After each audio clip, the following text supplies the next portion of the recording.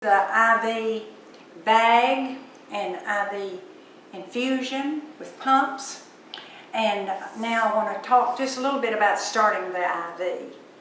And if your place does not have an IV start kit, and I think your kit that you got when you came to nursing school has one in it. And in it is a tourniquet rolled up, tape, an alcohol or chloroseptic, and some Tegaderm or Opsite, and a label. Now, if you work someplace that has you gather your supplies, that's not hard to do. Get your tourniquet and put your tourniquet on. And some people put it on low, some put it on high, whatever. And watch how I do it. I take it like I'm going to tie this around the arm, but I'm stretching it. You can see how I stretch it real tight, just like I'm getting ready to tie it, but I stop in the middle. And the reason I do, so that I can do that quickly. So, let's do it again. See, I'm pulling it pretty tight, holding it, and stop in the middle of the tie. Now, then you rub and pat. The best IV teacher I ever had said, don't have them pump, because if they're real muscular, the muscle will come and bury the vein.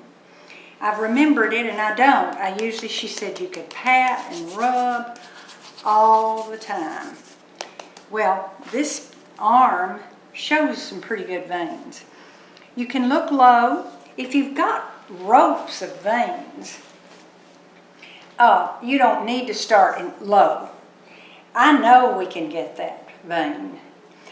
Save the anicule for the lab. If that's the only place you can find a vein is the big anicule vein, you can use it. And let the lab use the other arm. But try your best to start, because sometimes people say, they get it right here real good. Well, yes, but we try to save that vein for the lab. So we're going to go, let's go for this one right here. And it's coming up nicely, and I do need gloves. All right, and so I'm going to put on gloves, but before I do, I put the tourniquet on. You and I have found the vein we think we're going to use. And I like to now take the tourniquet off and get everything ready. An old anesthesiologist said if you'll do that, that gives it a little trauma and some histamines will come out and maybe dilate just a little bit while I get everything ready.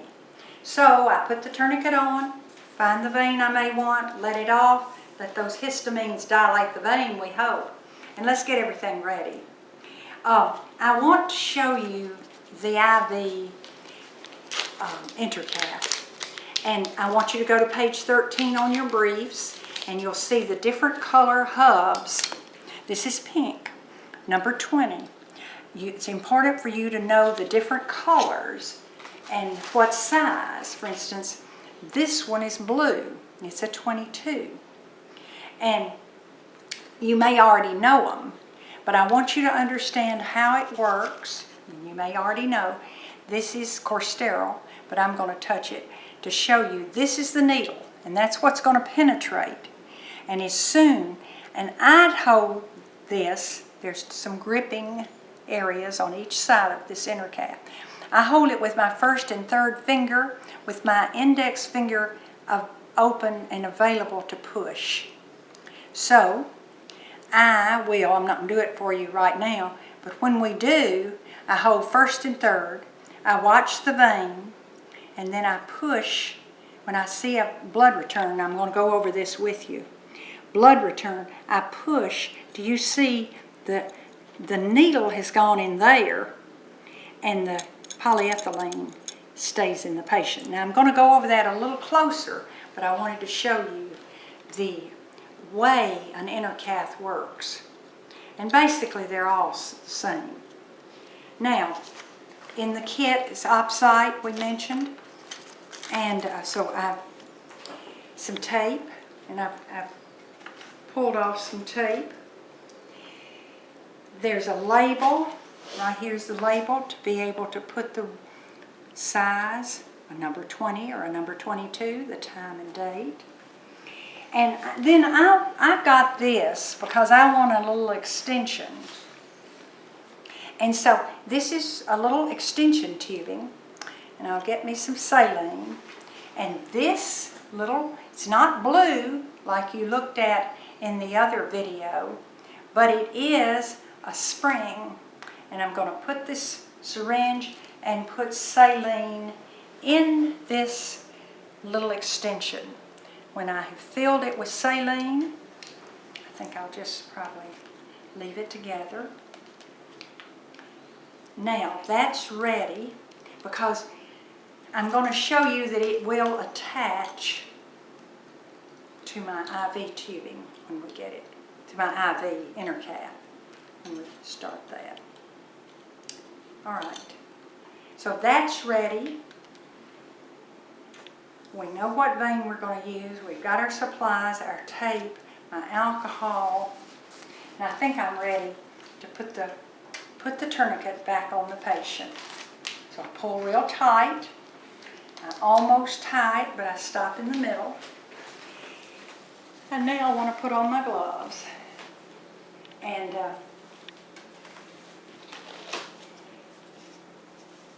it is the inner cath that's going to go into them will be sterile, but all the other is not. So we picked this vein. Doesn't matter, we can repick because we'll leave it like that. Okay, we wipe.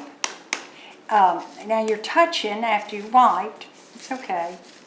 It's mostly just trying to, I like to glisten the vein up to try to see it. And sometimes you see it fork. Well, you don't want to go in. When you see it bumps, it could be valves. And the inner cath isn't going to go through a valve very easily. Okay, I think that's where I'm going. Let me get my inner cath that we just looked at. Take it apart. And I first and third, and there's a little knot on the top that's going to allow me to push when I'm ready. And it's important that the skin is real tight or taut. You can do it this way by pulling up and making it taut, or down this way and make it taut. Some people take the wrist and squeeze it this way, and the only thing about that, the vein kind of vanishes when you do that. So I think I'll just make it taut by pulling up. So I'm pulling up. I go in at about a 30-degree angle, about like that. And so I tell the patient, all right, I'm going in now. So I go in at this angle, and then when I'm there, my eyes now are looking at two things. The vein, did it move? Did blood come back into the chamber there? Which means that needle is in the vein if I see blood. I don't see any yet. But you don't keep going down because, do you understand, as soon as I prick the skin, I need to kind of level it. And because that's the way the vein's doing. So I'm going to level. And I don't do this because if I go into the vein, I don't see that I am if I'm covered up. My eyes, keep this up, my eyes are watching the vein and there, vein and there. Now let's say I see some blood. Oh, great. I see a little blood. If it's just a speck, I probably went through the vein. If it's filling up in here, I'm probably right in the middle of the vein. That's a beautiful thing. Take this finger. There's no rush. I may even want to do this. Take this finger and try not to move the first and third, but just push the pink on in. And what you're doing is you're keeping a wire, guide wire, for pushing this polyethylene tubing part in. Now do you see, I just moved that in, and it's completely in now. I'm going to go till it clicks. Click. And now I'm ready. Just going to leave it like that. If they're with us, they won't move. But I reach over here, take my cap off, hold the hub. Don't do this because you've got to have a good grip. Hold the hub tight. Twist this off and just throw it down and attach. Now, I say throw it down because people will do this. It's all right, but sometimes people will do this. They take it off. Where are they going to put it? And now blood's flowing out, and that's all right because it's wonderful. I'm in the vein, but it's just better. Just throw it down. This is what I'm interested in saving. And then aspirate, and if you get blood, you're great. Push on it, and if it doesn't bulb up, you're in the vein.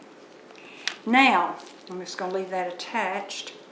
And for right this minute, I'm going to show you what I do, but everybody does it a little differently. I just need to anchor this a minute. Just don't want it to fall out. I've wiped all blood away because if I keep my gloves on, sometimes the tape will take that and actually pull everything out. So I'm going to take my opsite. They ask that we use opsite first before we tape because a lot of times people have carried their tape with them and it's gotten dirty, and then you do that right next to the entry with dirty tape. This tape came out of that package, so it's very clean. But it's just a good thing to go on, and I do it real tight, the opsite, right at the insertion site, kind of hug it around there. Walk this around.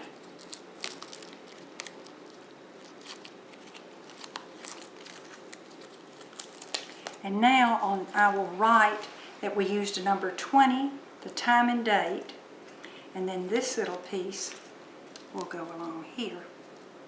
Now, that is not secure enough, so I'm going to take this and I just wing it like that. Some people cross it, but if you have to take it off and put a new bandage, that crossing it is hard to save your IV. Some people do it and it's fine. The way you tape it is up to you. Then I don't like, do you understand if I mash this down, the tip end touches the top of the vein. So I don't like to do much mashing. I like hugging. And then put another piece here. This will go in your IV tubing. I do like a piece right there. Let me show you why. If I put a piece right here, it's easy for this to flip. So I like to cover my curve and it won't catch. And that's going to IV tubing. Supposedly, our veins rest and are not as efficient for starting an IV at night. The best teacher who taught me said they rest 90%. Their efficiency as far as starting an IV goes down 90% at night because something's got to rest while you're resting. And so a lot of times somebody tried to start an IV at night and you come in and get it on the first try. So don't be too smug. Just remember what I just said.